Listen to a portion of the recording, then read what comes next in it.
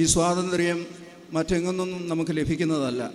നമ്മുടെ സ്വബോധത്തിൻ്റെയും സത്വബോധത്തിൻ്റെയും സ്വാതന്ത്ര്യത്തിൻ്റെയും അടയാളമാണ്. 1950 ഇന്ത്യ ഒരു റിപ്പബ്ലിക്കായി ഭരണഘടന അംഗീകരിച്ചത്. എന്നാൽ കാലാതീത കാലങ്ങൾക്കപ്പുറം മുതൽ ഈ ഇന്ത്യ ഇവിടെ നിലനിൽക്കുന്നുണ്ട്. അതുകൊണ്ട് ഇന്ത്യ ഉണ്ടായത് 1950-ലോ 1949-ലോ ആണെന്ന് പറയുന്നത് പോലെയുള്ള മൗഢ്യമാണ് മലങ്കര സഭയുടെ ആരംഭം 1912 എന്ന് പറയുന്നത്. ആയതുകൊണ്ട് മാർത്തോമാ ശ്ലീഹായുടെ പൈതൃകം വിശ്വസിക്കുകയും അതിൽ അഭിമാനം കൊള്ളുകയും ചെയ്യുന്ന നസ്രാണികളുടെ അഭിമാനത്തിൻ്റെ ചിഹ്നമാണ് പരിശുദ്ധ കാതോലിക്ക സിംഹാസനം. അതിൻ്റെ ശോഭയ്ക്ക് പ്രൗഢിക്ക് മങ്ങലേൽക്കുന്നതൊന്നും നമ്മൾ പ്രവർത്തിക്കുകയില്ല. സഭയുടെ ഉയർച്ചയാണ് നമ്മുടെ ഉയർച്ച, സഭയുടെ തളർച്ചയാണ് നമ്മുടെ തളർച്ച.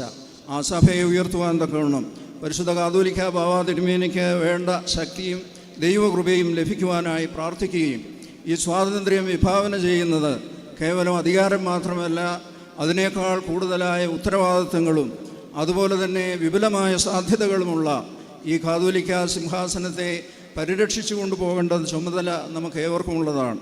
മലങ്കര സഭാ ഭാസുരൻ വട്ടശ്ശേരിൽ തിരുമേനി തൻ്റെ അന്ത്യകൽപ്പനയിൽ ഇപ്രകാരം രേഖപ്പെടുത്തിയിട്ടുണ്ട്: മലങ്കര സഭയുടെ മേൽഗതിക്കും ഉയർച്ചയ്ക്കും ഒഴിച്ചുകൂടാനാവാത്തതെന്ന് നിങ്ങളിൽ പലരോടുകൂടെ ബലഹീനനായി നാം വിശ്വസിക്കുകയും വളരെയേറെ കഷ്ടപ്പാടുകളോടുകൂടി പരിരക്ഷിച്ചു പോകുന്ന ഈ കാതോലിക്ക സിംഹാസനത്തെ പരിരക്ഷിക്കേണ്ട ചുമതല പ്രിയരെ നിങ്ങളെയാവുന്നു ബലഹീനനായ ഞാൻ ചുമതലപ്പെടുത്തുന്നത്.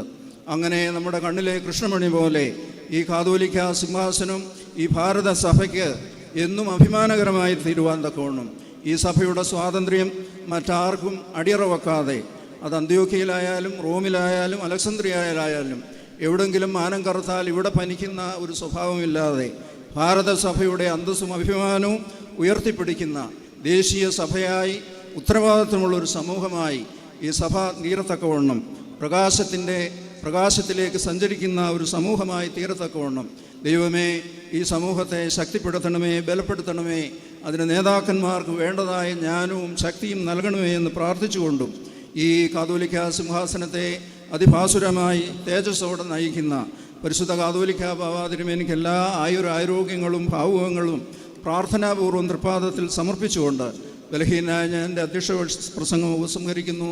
ദൈവം തമ്പുരാൻ നിങ്ങളെല്ലാവരെയും വാഴ്ത്തി അനുഗ്രഹിക്കട്ടെ.